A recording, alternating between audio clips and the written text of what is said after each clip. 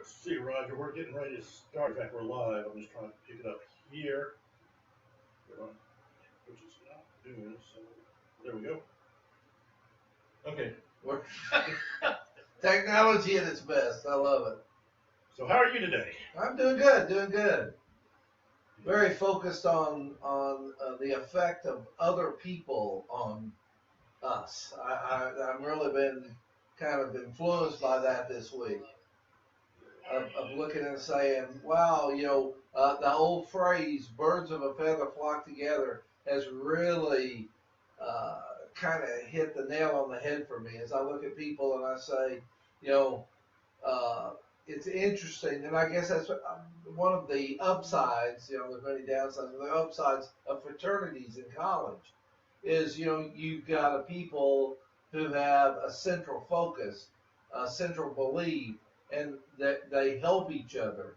And I think that the kind of on the other side, it would be maybe a generation or two ago would have been churches. Mm-hmm. That you get with churches, you're around church people, you do church things. I can remember my mother, when the doors opened, she was at church. Sunday morning, Sunday night, Wednesday night, Sunday, she was there. And that was just kind of the cycle. That was the normal of life. That's how she normally worked, and that was her social life. And I think sometimes we want to say that stuff's outdated and it's old school, but what I've noticed is a lot of people who are like depressed hang around with depressed people in a depressed lifestyle. And they end up making choices that continue the depression versus, am I around people that have a different attitude or have an attitude I aspire to? Well, that really is right there. What do I aspire to? And am I running with people who have similar aspirations or have reached what I aspire to? Yeah, Kim is on, and he's got a few of his sayings. Speak now or forever hold your tongue. Misery loves company. Lie with dogs. Get up with fleas. So. Ooh, and I love that, dog and fleas, because a flea is a little bitty insect, but boy, when it bites you, it's nasty. And if you have a whole bunch of them, they can just take over. And I can remember a person who decided they lived in the country and they wanted a dog. And so that seemed like, yeah, I want a dog, that's good. But the problem was they didn't deflea the dog. And so as time went on within the year, the entire house was full of fleas. And the person was being bit left and right and couldn't understand what was going on. And then all of a sudden they went back to the dog and went back to killing the fleas on the dog and then fumigating the house. And all of a sudden, problem taken care of. So why do you think people do stay attracted to or hang out with the same? Well, I think it's about comfort, Rick. Mm-hmm. I think people are really worship comfort. And if they see something and it's comfortable to them, if it's agreeable to them, they are attracted to that. And the people that seem to achieve are willing to be uncomfortable for a while. The one thing I'm hearing more and more is this is not going to be easy. This is not initially going to be comfortable. This is, and here's a big word, this is going to cost you. And boy, that separates a whole group of people that don't want to pay the price. It's like everybody wants to be on the football team, but nobody wants to go out for practice. Mm-hmm. And I noticed that when I played football in Oklahoma. Boy, it was windy, it was dry, it was hot, and it was painful. And so a whole group of people, I just don't want that. I don't want to be a piece of that. And so they didn't make the team. And then what they learned to do to deal with it was criticize the team. you guys are a bunch of idiots. I can't believe you're out there. I wouldn't waste my time. I got better things to do. And their better things to do was sit around the house and eat turkey sandwiches. That was their idea. And I think that has caused a lot of people that down the line, their life, they're not happy. They don't have a good life. They don't have the life they wanted. And the reason, Rick, is they weren't willing to pay the price. Yeah. You know, sometimes God does have a sense of humor. I like the analogy of the football. When I was in high school, I couldn't play, well, I didn't play football because I was all of 145 pounds back then, and the coaches really discouraged me from going out on the team. You know, looking back on it now, it was one of those things I wish at least I tried and either did it. But one reason was I just wasn't big enough or heavy enough. Now I'm the right weight. So, oh yeah, but I'm a bruiser now, buddy. yes, so now I'm the right weight. But, I like that. For it. Yeah, so he has a sense of humor every once in a while. Says, oh, okay, you want to be big enough? Here it is. Here it is. Well, you know, one thing I remember was my big brother, who was 5 years older than me, who was not at all a big guy. He physically was not a big guy, but he was first team in a huge high school. And I wondered, how in the world does this little guy make the team? Well, Rick, let me tell you right now, he was mean. Bold, buddy, man. He didn't mind, you know, throwing his body at people and blocking and doing the tough work. And so that made him, like cream, rise to the top. And that's how he got the position. But not because he was big enough, it was because he was mean enough. And again, I think a word in here that's very powerful for success is tenacity. Is that people are tenacious. And I think that's a powerful thing. People, you know, are tenacious for a day or a week or a month. But then they tire of it and say, well, I don't want to do it. And it's like, wow. So all the time, money, and energy, just hear a giant flushing sound. Because that was just a waste. You know, and I see that time and time again of people wasting their time, money, and energy because they're not tenacious enough. And, you know, when you kind of give up and let go, I seldom see good stuff come out of that. Yeah. There's a good show on TV right now called Genius. Have you watched it? I have not. You know, it's the story of Albert Einstein. And it's actually, I like it because it shows all his flaws. You know, he was not a perfect man by far. In fact, he had a lot of challenges, and there's some things that he did in his life that, you know, were not what we would think of the man Albert Einstein. But the key that I get out of every session of that is people will keep telling him that theory has already been proven it doesn't work. That theory, you can't do that. He would write a paper. Well, that paper wasn't accepted. And so his attitude was, I'll just write another paper. Yeah, let's go at it again. And again, just think of what we wouldn't have or how, you know, the impact he made, but if he was not tenacious about saying, I know my theories are accurate, just because others haven't proven it, I have. And well, he could very well have said, all right, you're right. Right, and I tell you, Rick, another thing that kind of astounds me is that people kind of count on things being the same. You know, this is the way they are today. I believe they're going to be that way 5 years from now, 10 years from now, 20 years from now, 40 years from now. And I am always reminded of the kid, the nerdy kid in woodworking class in school. I'm thinking, wow, what a loser. You know, this person's in woodworking. And you look at his life today, and he's building houses, and he's highly successful, and, you know, never went to college. You know, he just was good with wood, and he used that, and he profited from that. He stayed, and here's a big word here, focused. He stayed focused. And I tell you, a lot of times we discount that word, and we want to be a jack of all and a master of none, and that might work in the moment. But what we see is that when people are focused, when people are tenacious, when they go at it, it's amazing what they accomplish. Yeah.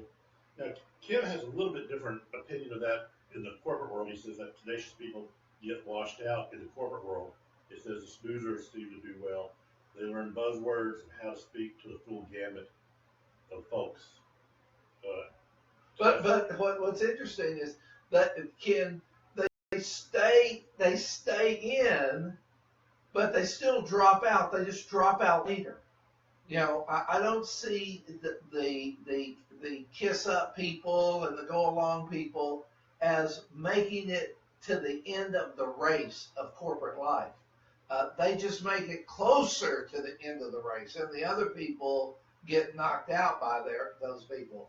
But I have not seen them winning. The people at the end that are running the company, that retire doing the job, are very focused.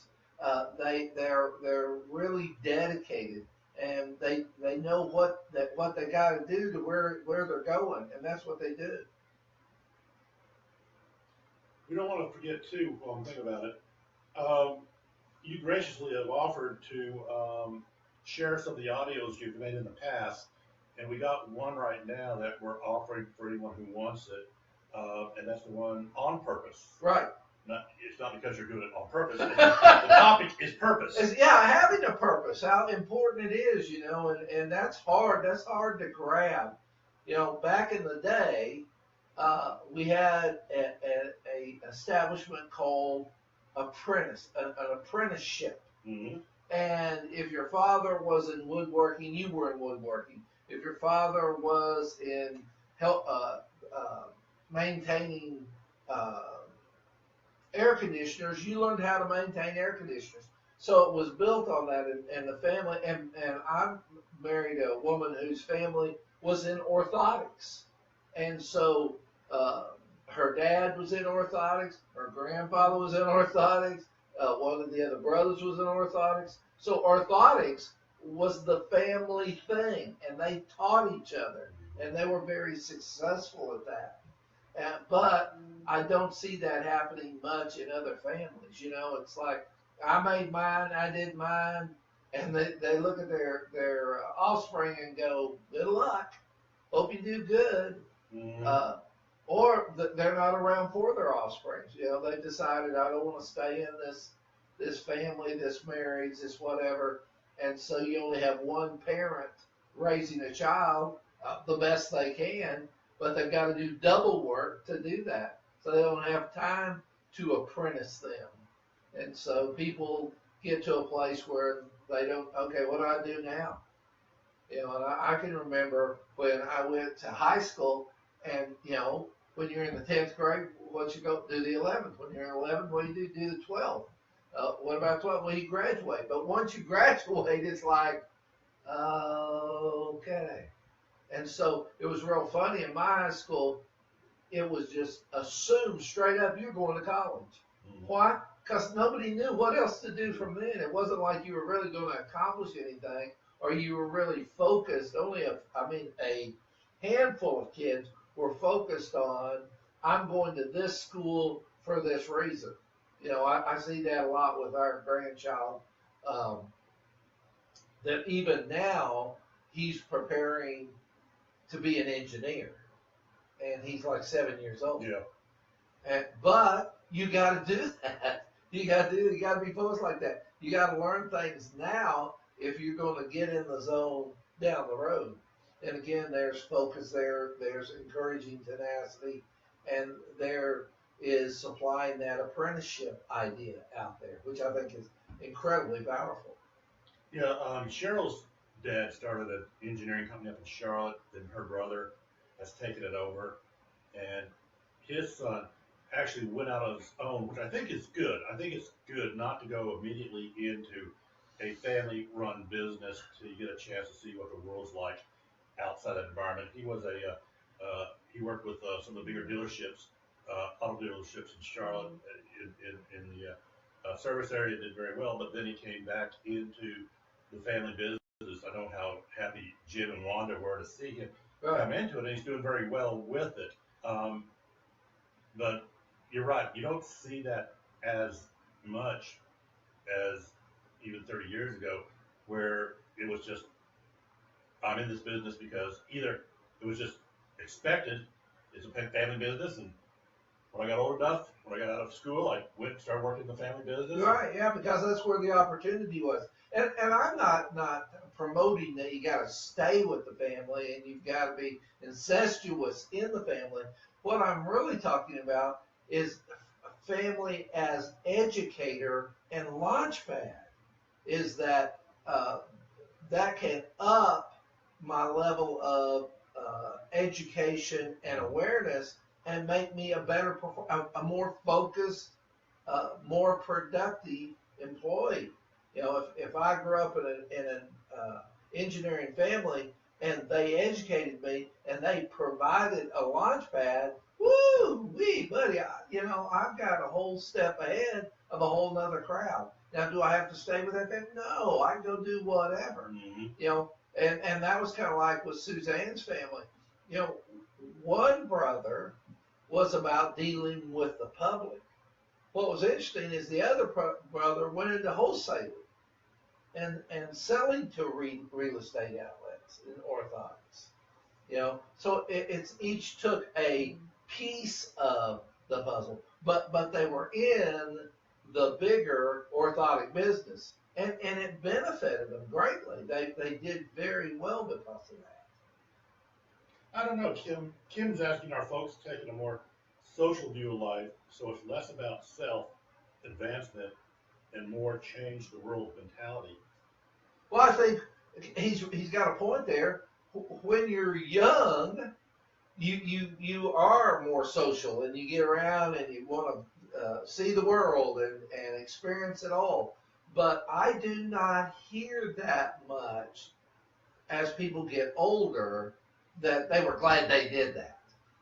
What I have noticed through the years is that people may be broad in their 20s in their view and their desire and their involvement and whatever, but I don't hear 60-year-olds say, "Boy, I really want to expand. I really want to do this." They say one of their big regrets is that they didn't come to or stick with a focused plan. And I think that, I think we have to look at the demographics of that. Where is the socialist concept coming in? Because we've joked about it before here, but we're of a generation where we never trusted anybody over 30 because we were going out there and change the world. And I can't really honestly say we did a much better job than anybody else. In fact, maybe not as good a job.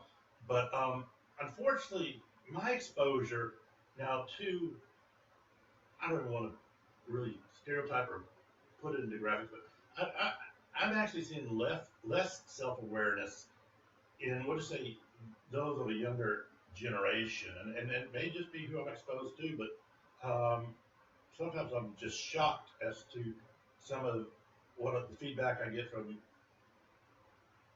millennials and so forth as far as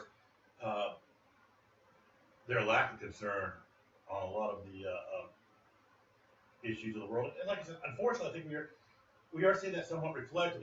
Again, what we talked about one time is the intolerance of some of the major colleges where students have walked out or booed or turned their backs on speakers that have been invited to come speak. And it's all about them. If it's not their point of view, then rudeness is an accepted form of protest. Without a doubt. And I think, I get back again, we're into phrases here that I think are very powerful. And I'm thinking of one that, give a man a fish, he eats for today. Teach a man to fish, he eats forever. And I think we have a whole generation out there that have been given fish, mm-hmm. But they don't know how to fish. And I look back at the people, as they've grown older and how they've done and I've noticed that the people who were taught to fish in whatever engineering or whatever profession they went into are doing much better. Where I see people that may have worked with a corporate organization for years and years and years and years, and then get laid off, fired, or whatever for no reason, then grow old. And so, you know what they do? They go out and start their own business, and they thrive with it because they know how to fish. They know how to get the job done. And this is not available to people who don't know that. It's like they come to a place and yeah, they'd like to thrive, maybe they'd like to start their own business and do something, but they can't because they don't have the resources to do that. So I see that people who gain resources when they were younger thrive as they get older. And you may not grow up with resources. Sometimes you have to seek resources. People ask me, well, how'd you do that? And you had to do that. I took advantage. I had an opportunity. I went for it. I took the jump. A lot of people stand at the cliff and look at the water, and other people jump. It's that difference. It's at that moment, that separates the men from the boys, I think. It is, and if there's any advice I could give someone in their 20s, early 30s, it is to seek out a mentor.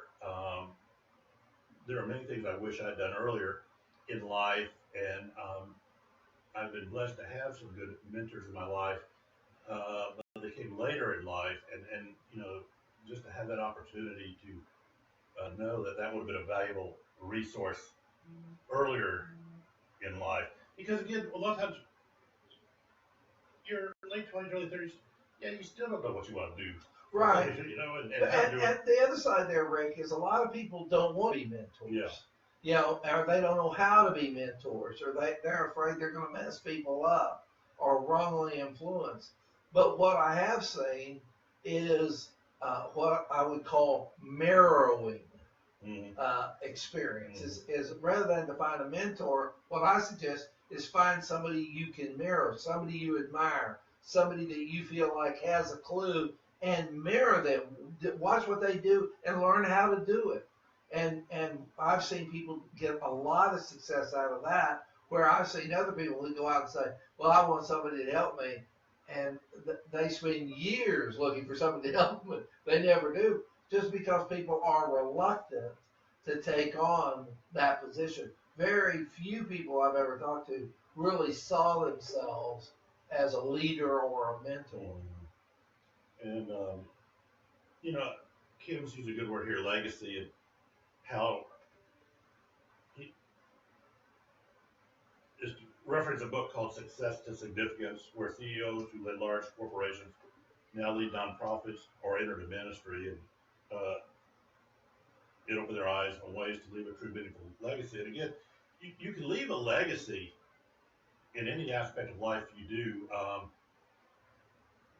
A lot of times it's a negative legacy. And that's true. It could be negative too. And the point is, it's all about going back to the concept of purpose. How do you define your purpose in the work you do? And everybody can find purpose in the work they do. You can go after the big bucks. You can go after winning all the toys. But you can still be in any aspect of life, whether it be corporate environment, ministry, nonprofits, because there are a lot of people in the nonprofits that are not leaving very good legacies today. I mean, in a lot of circles, nonprofit is a nasty word to a lot of people. And I think, what I see is people who want to help, genuinely help. And the number one way of helping that kills people, that people are just unwilling to do, is listen. Mm-hmm. That a lot of times I heard people say, well, we told them, and they would shake their heads and then they'd go do what they wanted to. And they never felt listened to. And I think that has caused a negative environment to exist of one group thinking they got it and the other and not letting go of it, and the other person and the other group trying to get it but finding it impossible to get. And there's another good show on right now. It's a mini series, but it's called OJ Made in America. But when you said listening, again, what struck out that is, we know kind of how the story is going to end on OJ. We're talking about Simpson. Yeah. But when he was young and getting all the attention for his football career in college, and then after that, he was really one of the first African Americans to go out and do endorsements for corporations. Right. And he got Chevrolet, and we know he got Hertz. And, he got onto the ABC network and was doing sports. But where I'm going with this is one of the things that was brought out is when OJ got into the broadcasting world, of course, he was very rough. But he was willing to listen to the mentors. Right, and they paid the price. Yeah. And how many people do we know who say, I don't want to learn, I don't need a thing? And that's just it. He didn't have it. I got it. This is the way it's going to be. The broadcasters who spoke of working with him at that stage of life said, he listened, he would receive, and he would apply what he was being taught. He wasn't arrogant. I'm OJ, so I'm going to do it my way. Right. And listening. And you don't go far like that. People, don't appreciate people running over them and feeling like they've got it. But I've noticed that people are very receptive to people who are teachable. Mm-hmm. I think that's a marvelous position for people who come across as I want to learn. That's probably the second level. First level would be listening. Second level would be learning. And teachability is not teachability. It's not an age-specific process. We become old when we become unteachable. But I think we could, definitely stay young, quote unquote, when we open ourselves to always being teachable. Yeah, I think that's probably one of the things about like class reunions, which is at times rough because you go back and people want to regurgitate what happened, and wait a minute, you've experienced something new, you've done something new. I think that's why I love Facebook. I love to see people grow. I love to see people experience stuff. I love to see people move. And that's what I noticed in Facebook is that, wow, I never knew they went and did this. I never knew that they learned this, that they were in this experience. And that makes it would really be interesting in a reunion to have, one of the rules of the reunion is you're not going to talk about 19 whatever, 70, 71, 70, whatever. Whatever you graduated, can't talk about it. All you can talk about is whatever you've experienced and whatever you've done in the last 10 years. I guarantee that would be an incredible reunion experience for people. Yeah, we're supposed to have our 45th reunion. You're old, right? Yeah, that's what I said. But I don't. I'm gonna have to wait to have my 10-year. I don't think I'm going to go because there's just going to be a bunch of old people there. Yeah, so. but you come to a point when you go to a reunion, you look and say, who are these? These are a bunch of old people, and they're fat, they've lost weight, and I don't know any of them. I would said that, I may have graduated with 1,000 kids, but if you put their pictures on a wanted poster, I couldn't have picked them out. They've changed so much, and I'm sure I'm the same way. But I see me every day, and I've seen me grow old every day. Yeah. And the thing that's killer is, in your head, you're still 20. Yeah. I can still remember, what I did, where I was a part, what I was a part of when I was 20. But that was years ago. So that's a tough place to be. But you've got to, and that's another, like I think about with like weight. How did I get this heavy? Well, you sit on your hiney and you ate.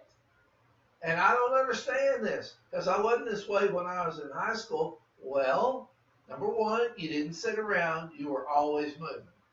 And number two, you were just grabbing little pieces of meat back in the day. So yeah, you were a lot thinner. And if you went back to that lifestyle, you'd be thin again. And they didn't have 5 or 6 fast food restaurants every 2 blocks. Oh man. No, remember? Really? Yes. If you wanted to go to McDonald's, you actually had to take a drive to go to a McDonald's. It wasn't Well, convenient. It wasn't convenient. Or where I lived in Jersey. I'm really going to tell myself here, but I remember that the value of a town was based on whether it had a McDonald's. Yeah. I mean, people would say, well, you move in here. And the first thing they say, well, does it have a McDonald's? And when you go, well, no, everybody would go, what? Mm-hmm. No McDonald's? What a loser. There's nothing going on there. The only place it was going on was where they were building McDonald's.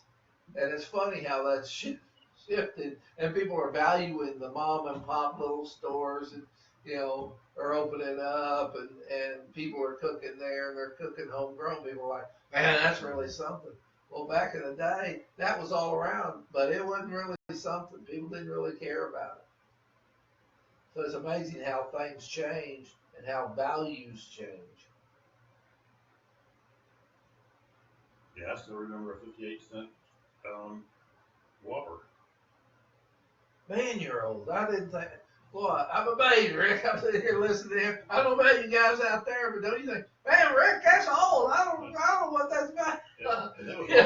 I'm with you here. I remember that too. And gosh, I'll tell you, when you really want to get down to it and go into age, I can remember vividly paying 25 cents for a gallon of gasoline. And thinking, gosh, I can't believe I'm having to pay 25 cents. I think back down there, 25 cents for a gallon of gasoline. Woo, man, I'm living the life. But that was the budget. That was how it was arranged then. And McDonald's, you could go in and for $1, $1. You got change for your dollar. Yeah, got change for your dollar. You got a hamburger. Yeah. You got fries. You got a drink. You got a sundae, and you had change back from $1.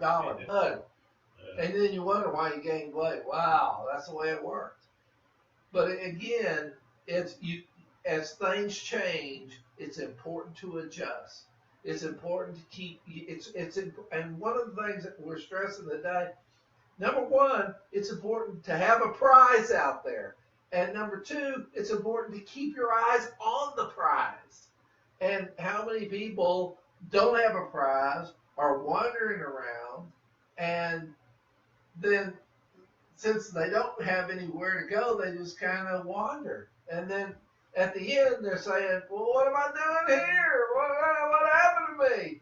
And the bottom line was, well, that's where wandering gets you. A whole lot of effort, but at the end, basically what you've done is kind of walked around in circles in the dark. Yes.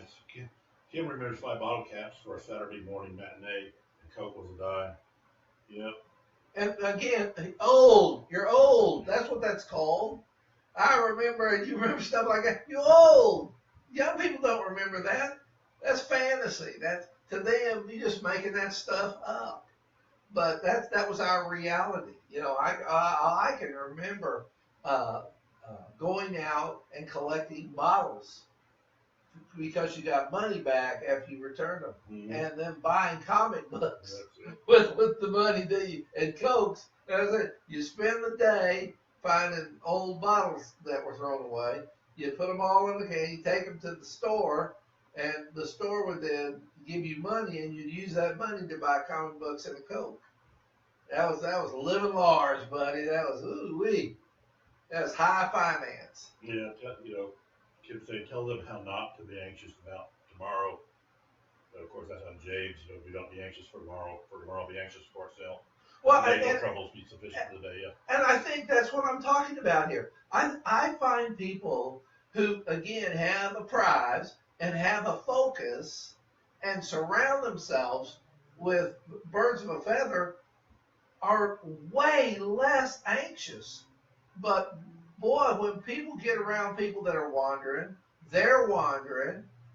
They don't know where they're going. The prize changes from day to day. Well, let's go after this. Let's go after this. Let's go after this. And then they wonder why they're so anxious. Well, they're in an anxious producing environment.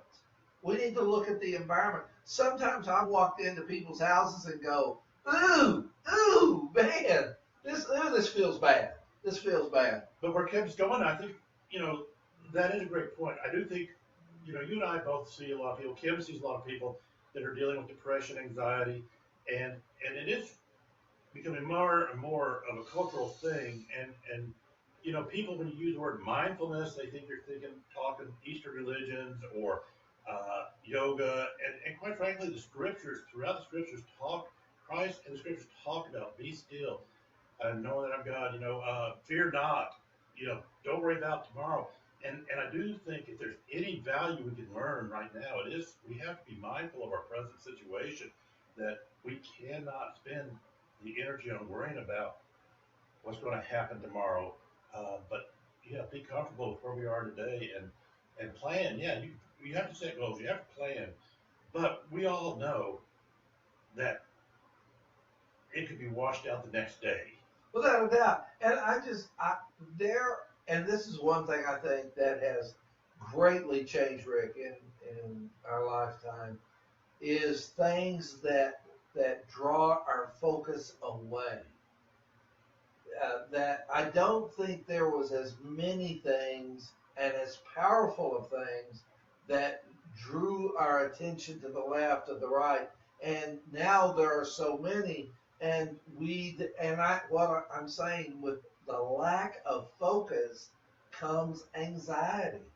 I think that with the lack of having direction and the lack of having birds of a feather who the old Bible, that when three strands are tied together, they're unbreakable. I think that's profound. That was years ago, but I think that works today. I don't think every phrase that comes up is profound. I think some are like, you got to be kidding me. But I think there's others that go, wow, that worked 1,000 years ago, and that works today. And I think we want to say, well, we're a different generation, we can do it differently. No, if it isn't broke, don't break it. If it works, work it. If it fits, use it. And I think that's part of what we're saying today.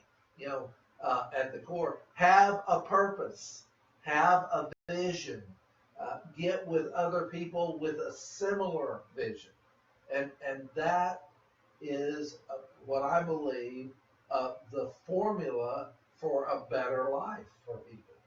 That people who are less depressed, people are less anxious, when they're less distracted. Yeah, and the purpose goals, but they have to be, you're right, dealt in the realm of a contemplative life. Again, this wasn't something that we're talking about. What did Christ do when he was getting anxious or just getting frustrated with who he was around and so forth? He would go out and be by himself and just contemplate and pray to his Father. And you're right. I think we do lose focus because of what we have. It's like everything. Technology has a lot of pros to it, but there's also a lot of cons, because there's a lot of people that are, and we're not talking about addiction to pornography. We're just talking about addiction to a device. Well, and I think it's, and I'm glad you brought that up, because I think it's very easy, and we have seen an incredible growth of addiction. And because addiction is a comfort tool, mm-hmm. That if I can check out, if I can change my mood, and I can do it in a predictable way, there is a comfort to that. And I think people are easily drawn to the comfort, and they do not own the consequences. They want to be in denial about it. Oh, that'll never happen to me. no, I'll never do that. Then my thought is, by the grace of God, whew, we're lucky we didn't get jumped on with that. It's amazing how many people, that were social drinkers in college turned out to be alcoholics, and their marriages were ruined, their jobs were ruined, their children. Oh man! But in college they were the party. They were the life of the party. They were, well, if you wanted someone to be in there and be getting it, it'd be them. You've got to look at things. I think that's another thing. Looking at things in the long haul, down the road, not just what's in front of your nose, but am I willing to do this? And that there's going to be an element that wants to draw me in a different direction. Kind of the siren song. Sounds good, but I'm going to end up on the rocks and drown by that. And boy, I thought that again, that's a profound thought that I see a lot of people do. They started out well, they had a good focus, but they didn't stay with that focus. Why? Because it was hard, and it was easy. They said, well, I was just doing it, I got hard, and all of a sudden, I took a drink, I did a drug, I forgot everything. It was wonderful, and I got comfortable, and boy, then I lost it all. Everything I'd worked for, everything I was on, and I had no clue the cost of coming off the track. That is a well-told story, an often-told story. So, as we're talking about purpose, before I forget, I do want to go back to get the audio. All you have to do is go to our Facebook page and just hit send a message, and just send me your name and email address, and I'll email you the audio on purpose that Roger did. And it's a good audio. It's an interesting audio, and we have several others that will be doing the same thing with the.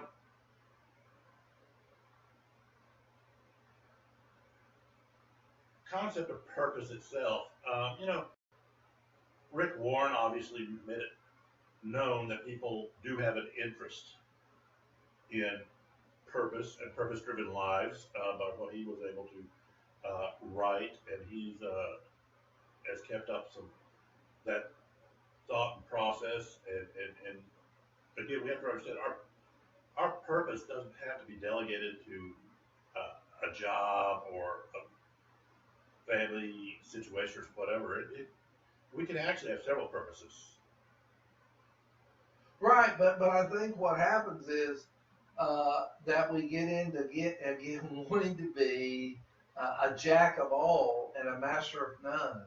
And my thought is your jacks ought to lead to, your purpose. Well, should our purpose lead to our legacy? What? Should our purpose lead to our legacy? Without a doubt. Without a doubt. I think that's a direct connection. Mm-hmm. And I think too many people are purposeless. But when I talk to people and they talk about their grandparents, their great-grandparents, you get a real clear picture, Rick, of what that person's life was about, because how it affected the younger people in their life. It just is incredible. And it might be something as simple as Blackberry Jane. I remember my grandmother I hear those stories, and people just wrapped up in them. And it seemed like a simple thing, but it was a powerful thought and experience. And how she would take me to the kitchen, and we would learn step by step how to make that. And what a valuable moment that was. And by doing that, the grandmother was conveying to the child, you're of value. Right. And boy, that is a powerful purpose right there. My grandparents gave me value. Nobody else seemed to think I had any value or any sense, but they did by how they treated me. And wow, what is that? A good focus? Is that a powerful vision? Is that a wonderful purpose? The answer, you Yes, better yeah. believe it is. Totally. And again, I like how you said that because purpose doesn't have to be change the world. No, it can be as simple as let's make blackberry jam. Yeah. It Well, let's doesn't make have, blackberry jam in order to put value into my grandchild. The real purpose was to teach value. right. And it wasn't even teach, it was convey. Yeah. Convey. Because, I mean, kids are, woo, they are sharp. Every time I'm around, I'm like, ooh, wee, that's sharp. They get if you devalue them. And other people get, I don't care how old people get, they never forget how you treat them. And I can tell people that can say, I can remember when I was in 5th grade and you treated me this way. Now, they may be 60 years old, but they still remember how they were treated. They can't remember anything. You know, I'm thinking the other day, Rick, didn't use calculus or trigonometry once today. You know, but we sit in class and worked on those theorems and stuff, never use them again in our lives. But, you know, how to be of value, how to convey value, how to have a system of value. Not one class, not 1 hour spent on that, but as we get older, more value to that. Mm-hmm. Yeah. I forgot who said it, but the fact that you may not always remember people's names, but you'll always remember how they treated you. Malu Angela. Is that who it was? I believe it said that. I might be wrong, but I believe that's what it said. And so I think that's really important. Is if we look at, are we treating others the way we want to be treated? Are we teaching people how to treat us? Or are we accepting anything? Oh, you want to treat me bad? Fine. Anything to get to where I'm going. That if you need to kick me for me to move to the next step, kick me. That's fine. Because I don't mind being kicked, and I really want the new position. And I think people have grown up all their lives being kicked on because they put up with that.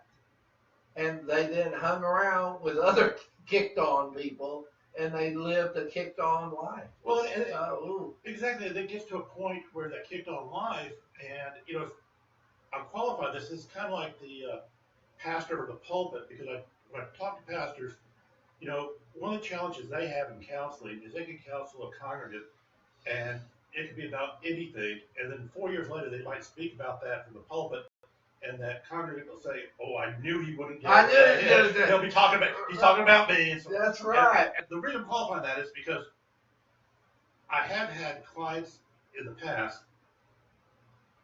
Mostly it was mostly to the females. That will come in and they'll find out their husband is having an affair, and what do I do? Which I understand that part, but the concept of no, they can't have a girlfriend and be married. Yeah, that's how it works. Yeah, but I want to save your marriage. Well, you can save your marriage, but you're not going to save it if he has a girlfriend. If I had a professor who said it well, Rick. He said, if a couple walks in and there's a third party involved, then count on nothing being done in that session. Because you're going to spend an hour busting it, working as a therapist, helping. And that client's going to be, I understand that I'm going to work at it. And they're going to walk out, and one of them is going to go to that girlfriend or boyfriend, and everything you've said, every piece of work you've done will be wiped out in that one moment. That is the power of third party. You have to remove a third party. That if you're doing work with two people, then it has to be two people. There cannot be a third party. And there be progress. And those that are already thinking, well, if I were Mormon, no, Mormons excommunicate polygamists now. So there's no legitimized religion in the United States that practices polygamy, and it's against the law.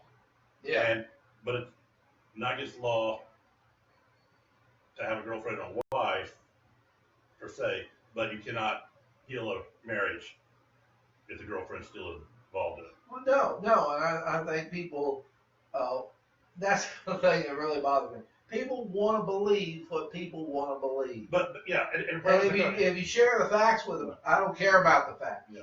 This is my life. This is the way I believe. This is quote unquote my reality. And quote unquote, I'm going to be different. Whoo-wee. The minute I hear that, Rick, Yep. I nicely take one step back because I know it's a coming, boy. The pain is a coming. And that was driven by, again, going back to the statement you made, is unfortunately some people do get kicked on so much in life that they go into this mentality that, yeah, that makes sense. He can't have a girlfriend. You know, they just been kicked on, and for them to then have to understand that that's okay to say you can't have a girlfriend is It's powerful. powerful. But, you know, and what also throws me is where people will say, you know, this is the way I was raised, and it was bad, and they're then repeating it and doing the same stuff, and you go, well, wait a minute. You said it was bad when you were raising it, but I'm going to do it differently, they say. Oh, you know, just repeat bad mistakes over. It's easy to repeat bad mistakes. That's another one of those simple but easy phrases. Anything on our electronics? No, as a matter of fact, I think we're getting to the end, and people have said goodbye. So, so we'll say the same thing. We'll say goodbye till actually, yeah, probably next Tuesday. I will be out of town enjoying a vacation with the family. So we'll have our first best of Southern Porches. Yeah, the best of Southern Porches. We have one out there that did get a lot of hits and interest, so we'll probably I'll put that one up there next Tuesday. Great idea. And then we'll be back. I guess that would be July 11th. The 11th. So 10 o'clock here on the porch with us on the 11th. And next week we'll put out there. Will that be the best 3rd? Or third? Yeah. I think it would. Early July. Yeah. Somewhere around July 11th. Yeah. All right. Okay. Thank you for doing this. So we're done. Time flies when you have fun, Rick. Woo. Let's see where I always start thinking we're never gonna make it through, and then I look up and say, man.